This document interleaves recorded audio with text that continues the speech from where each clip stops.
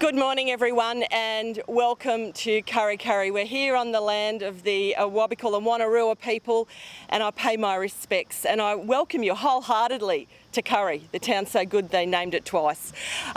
This is just brilliant, and it's been a long time since we have had a cavalcade of leaders and decision makers of this calibre in Kurri. I am absolutely delighted to welcome my colleagues, Chris Bowen, Pat Conroy, of course, Dan Repicoli, who's standing for the Hunter, Sharon Clayton from Newcastle, and the leader of the Australian Labor Party, and who I sincerely hope will be Australia's next Prime Minister, Anthony Albanese.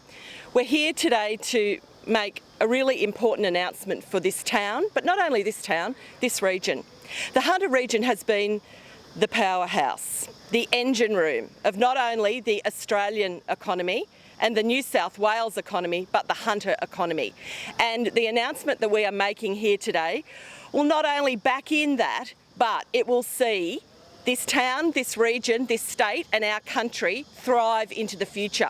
We are going to be creating jobs, but not only jobs, we're creating energy security so that we can make things here in Kurri Kurri, in Maitland, in Raymond Terrace, in the Hunter, in New South Wales and Australia again. The last 2 years have shown us all what's important in our country. It's your health, it's your job, and it's looking after each other. A vote for Anthony Albanese, a vote for Labor, and quite frankly a vote for me, Meryl Swanson, will ensure that we've got good jobs and you have a better life here in Australia. Everyone, thanks for being here, and I want to hand over now to Anthony Albanese, Leader of the Labor Party and Australia's next Prime Minister. Thank you all. Well, thanks very much, Meryl, and it's fantastic to be back here in the Hunter, in your electorate. My second visit to the Hunter so far this year, and I have a consistent record, a track record of delivering, of course, as a minister for the people of the Hunter, including the Hunter Expressway here. And I want to be a Prime Minister who also delivers for the Hunter. And I was very proud to launch Meryl's campaign for Paterson last night because Meryl Swanson is a champion for this region. She stands up for jobs, she stands up for the local economy, and she stands up for ensuring that this region has a great future. And that's what today's announcement is about. When the government made their flawed announcement, we said, along with the energy security experts like Kerry Schott, the government's hand-picked energy security czar, said that there was a problem. It was flawed because what it didn't do is ensure security of jobs and security of energy supply into the future. What today's announcement does is just that, is take a flawed approach and make it work. It's by ensuring that the Kurri Kurri plant can stay open, run by gas, but with 30% green hydrogen from the beginning, but working up to being powered by green hydrogen in the future. We'll work with Snowy to make sure that that occurs. This is a practical plan. It's one that ensures that we don't have a stranded asset with workers losing their jobs down the track. The future that I see for the Hunter is a future that is bright. It's one that takes advantage of the infrastructure which is here, with one of the best ports in the world, with infrastructure including the rail line that I supported, of course, as Infrastructure Minister when we brought the duplication of the rail line to improve efficiency and productivity. It is one that has a bright future if we get it right. And getting it right means looking towards where future growth will be. And what we know is that the green hydrogen sector has an enormous potential in this country. But how do you drive it? You drive it by having solar and other renewables and clean processes driving the production of hydrogen, feeding into the Kurri Kurri plant. Now what that contrasts with is a government that spent year after year after year saying that Liddell was going to stay open. Josh Frydenberg, as the Energy Minister, used to every question time stand up and talk about Liddell. The truth is Liddell was at the end of its lifespan. So we need to do something that ensures there's energy security, but which also ensures it's done in a way that's consistent with moving towards net zero by 2050, but also a way that drives economic growth and drives jobs. I see the Hunter as potentially a green hydrogen powerhouse for Australia and the world. Not just producing it here, but exporting it internationally. We need to take advantage of the opportunities. The problem with this government is it's scared of the present but terrified of the future. They never plan for the future. And that's what we contrast today's announcement with. And that's why we've spent the time to get it right. And I want to pay tribute to Meryl Swanson, who's continued to be a strong advocate for investment. Today's announcement will lead potentially to even more investment here in Kurri Kurri and here in the Hunter, and it's a good one. I want to also just make some comments about Scott Morrison's aged care announcements before I hand over to Chris Bowen. Because I think people will wake up this morning and say that Scott Morrison has presided over an aged care system where the federal government is the funder, the regulator of aged care in this country, and where we have 20,000 active cases for residents or workers in the aged care sector at a time when Scott Morrison says the solution to that is one-off payments, cash payments in the lead up to an election. Scott Morrison is trying to buy the support of aged care workers. What aged care workers want him to do is to buy rapid antigen tests and PPE for them. Scott Morrison knows that the aged care sector is in a crisis. He doesn't have to listen to us. Mike Baird, the former Liberal Premier of New South Wales, has called for the Defence Force to be brought in to make beds. We know that aged care residents are sitting in bed without being able to be showered, in some cases without being fed, and with open sores that aren't being tended to, as a result of a crisis that could have been foreseen, and indeed was, by the Prime Minister and the Health Minister, who were talking about rapid antigen tests being available as far back as August last year. But other countries were placing orders for rapid antigen tests in December of 2020 and early 2021. This government made its first order in January, just weeks ago, of rapid antigen tests. What's more, they've failed to back Australian manufacturers who want to produce more rapid antigen tests right here. A future made in Australia, making things here for Australia's resilience. We cannot remain a country that's at the end of the supply chain. We need to make more things here. And that's why part of my big commitment, which is consistent with today's announcement here, is I want a future made in Australia, and I want us to buy Australian, to support Australian jobs and Australian industry and Australian resilience. This government talks about overseas interference. Well, it leaves us totally vulnerable, and older Australians today are very vulnerable. Older Australians and those people who are healthcare workers in the aged care sector. Aged care workers are desperate to have the products to look after their residents. Scott Morrison's just desperate to get their votes. And a cash payment that does nothing to lift the wages of aged care workers beyond the next federal election campaign is an appalling response from a government that never has its hands on the steering wheel, just as always, the bumper sticker and the ad at the back of the car. What we need is a government that actually leads. Today's announcement's doing that, and when it comes to the aged care sector, we'll lead as well. I'll call upon Chris Bowen to make some comments. Thanks, Albo. Well, we're here today expressing a big vote of confidence in Kurri Kurri and the Hunter Valley. The Hunter Valley, which has powered Australia for so long, for so many generations, will power Australia into the future under an Albanese Labor government. What we're doing today is ensuring that Kurri Kurri is at the centre of the hydrogen revolution, which is about to take place right around the world. We want to see Kurri Kurri leading Australia's involvement in that revolution. Green hydrogen is a way that we can generate and store renewable energy, and we can power Australia from the regions like the Hunter Valley. Now, we've always said the government's proposal, as Albo indicated, didn't stack up economically and didn't stack up environmentally.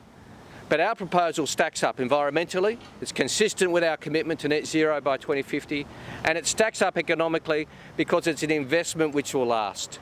The government's investment, as so many experts have pointed out, will not be sustainable, and therefore those workers will not have secure jobs.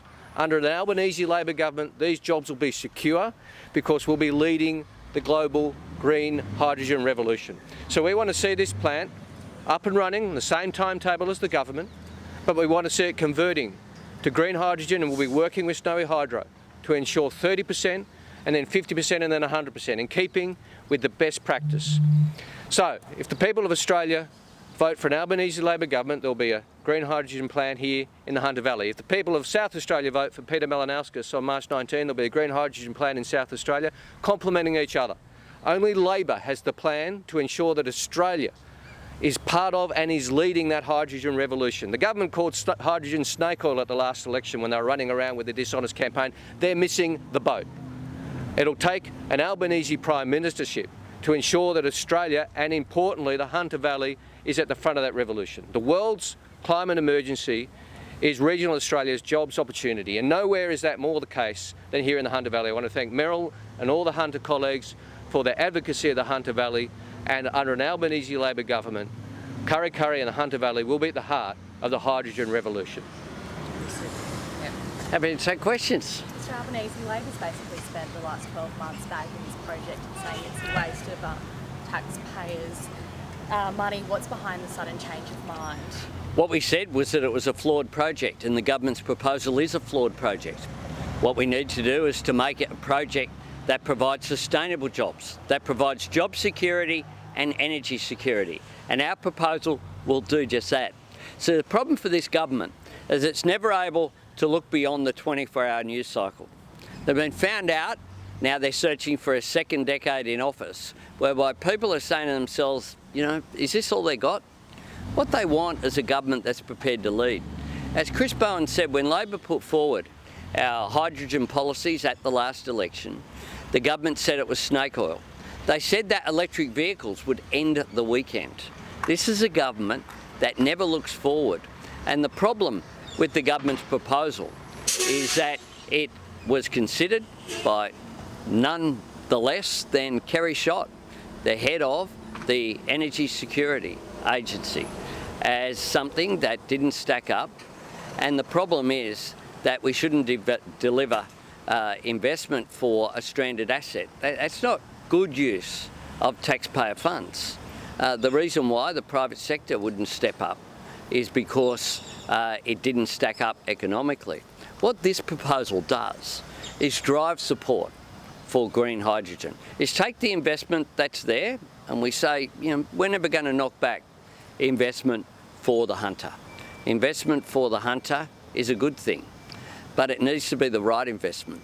So what we're doing is taking their proposal, transforming it into something that works for the future and provides that security. So how can Hunter voters trust Labor after this backflip? Because we're doing exactly what we said we would do consistently. Consistently, their proposal is not good enough. Is not good enough.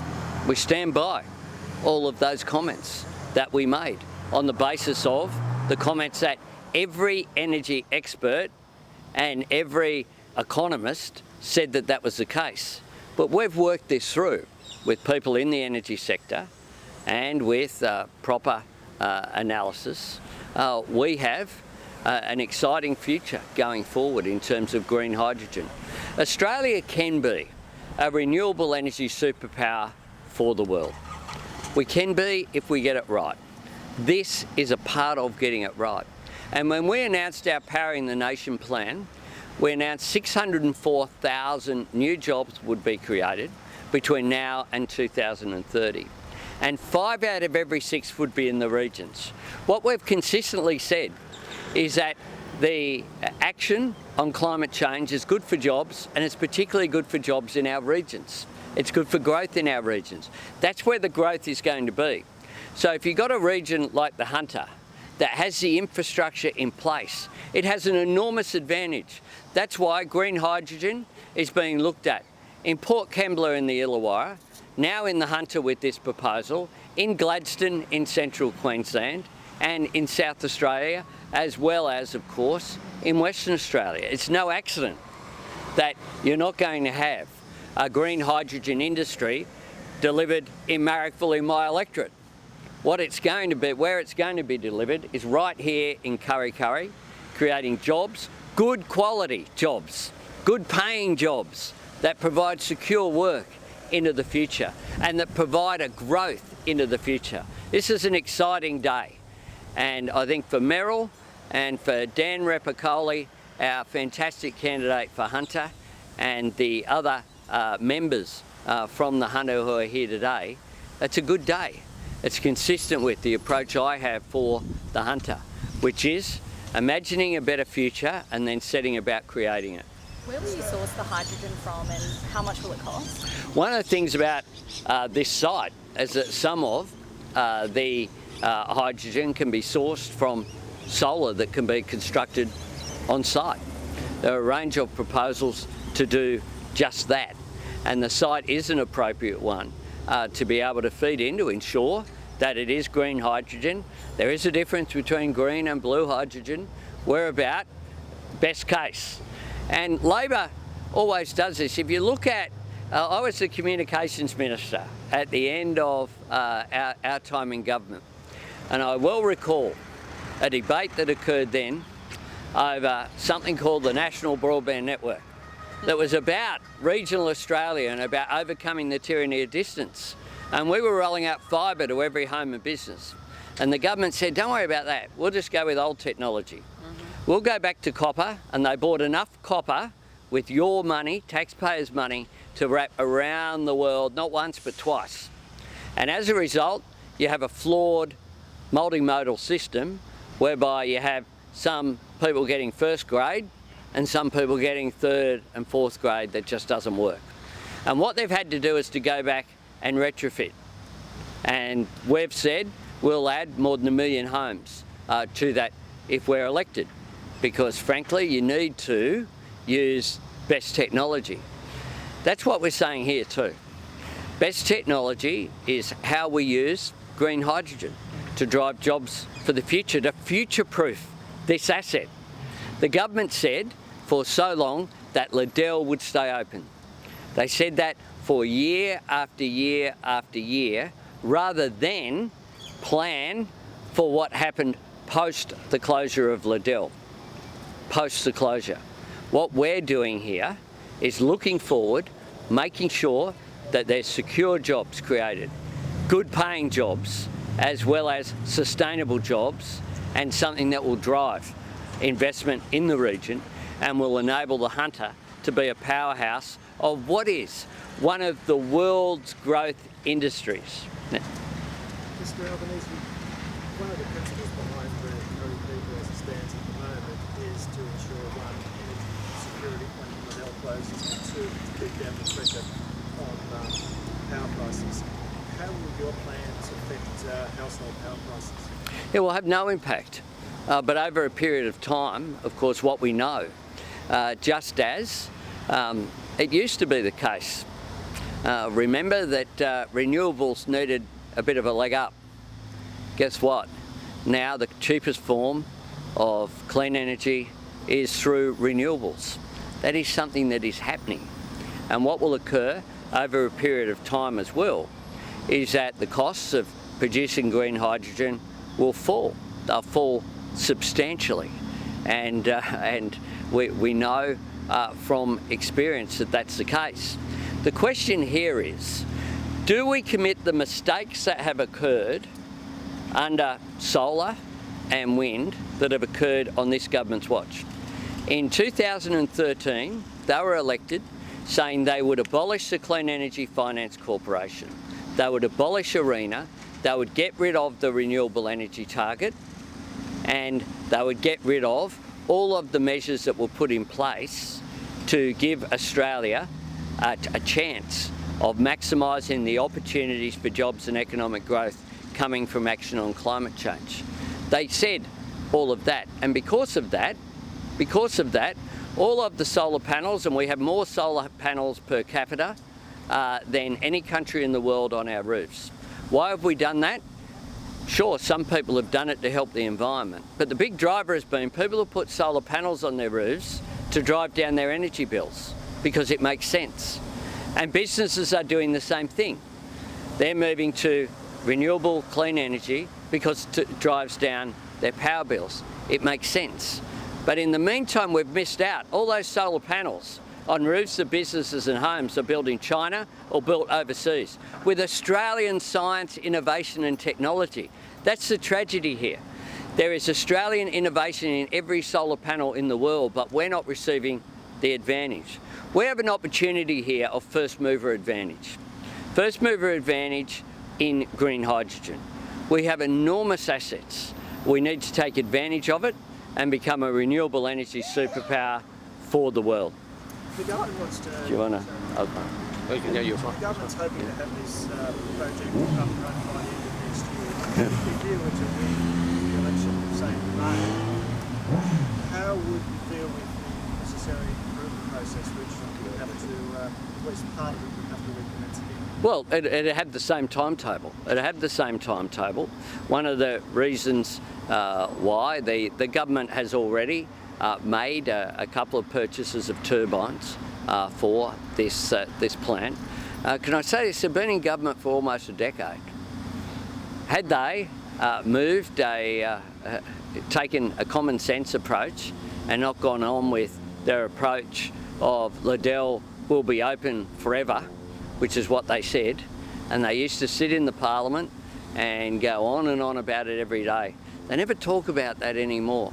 Josh Frydenberg hasn't used the word Liddell for a very long period of time, and Angus Taylor isn't taken seriously by his own side, let alone anyone else. But I might ask Chris to make some comment. The Kurri Kurri plan has already received state planning approval. This would not disturb that. There's still some federal approvals to go through, but I would envisage exactly the same timetable. And in addition, the government's own... Yeah, happy to talk to you afterwards. Yeah. The government's own documents, Snowy Hydro's own documents, say explicitly that the plant could do 30% hydrogen, but they're not planning to. They're not planning to. Well, we'll take up the government's own documents which say 30% hydrogen immediately is possible, and we'll ensure, working cooperatively with Snowy Hydro, that that'll be the case. And sorry, so what is the cost of these?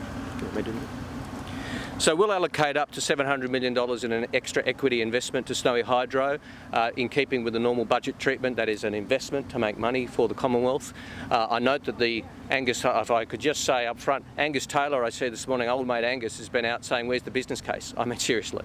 Well done, fantastic Angus, who in the budget papers has an asterisk to explain the cost of this project, an asterisk, and he's issued what he calls a business case, which is a 16-page glossy document with no pricing information.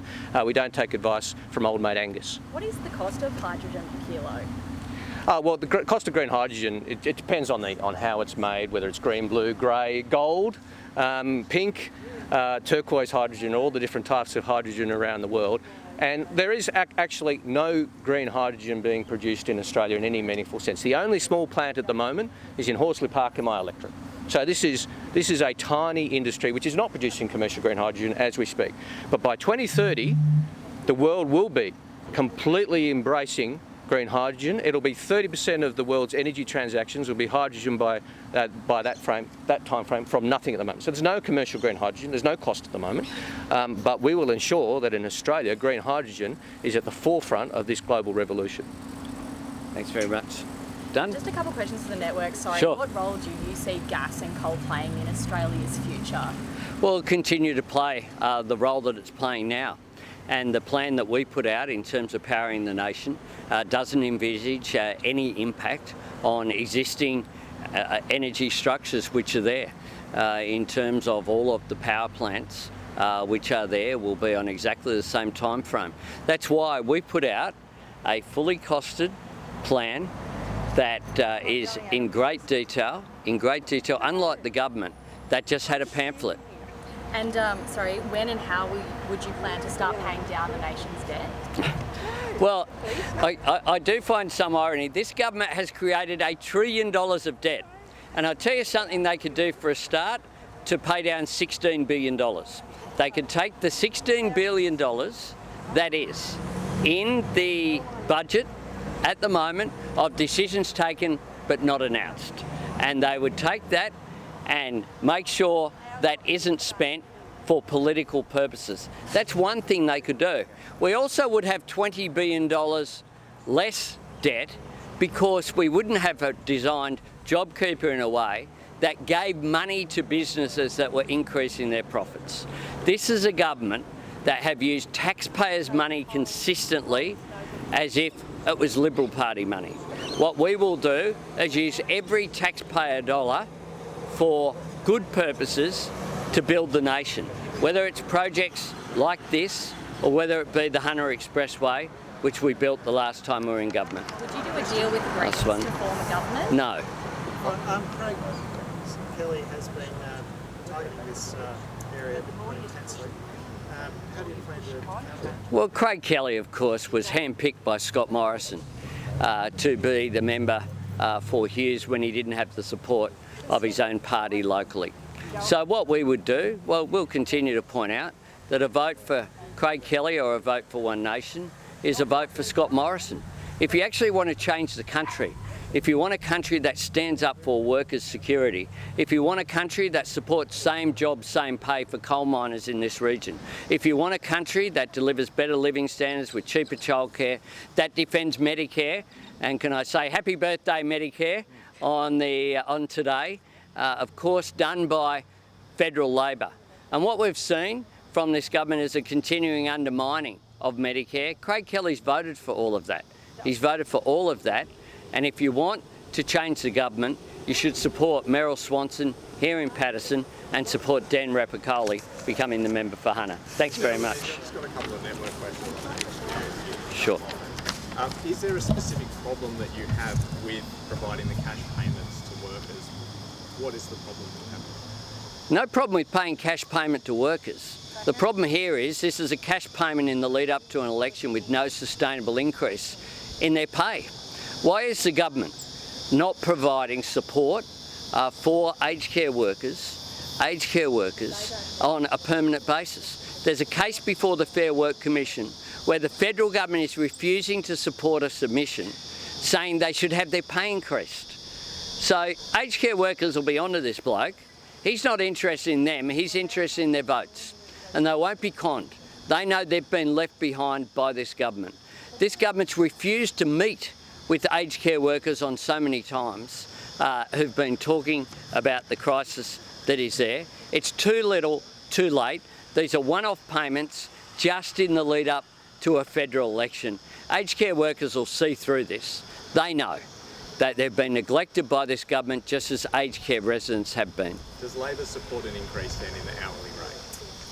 We would make, if I was the Prime Minister, we would make a submission to the Fair Work Commission supporting an increase in pay for aged care workers. Yes, we would. Excellent. Thanks, everyone. Forgot one too.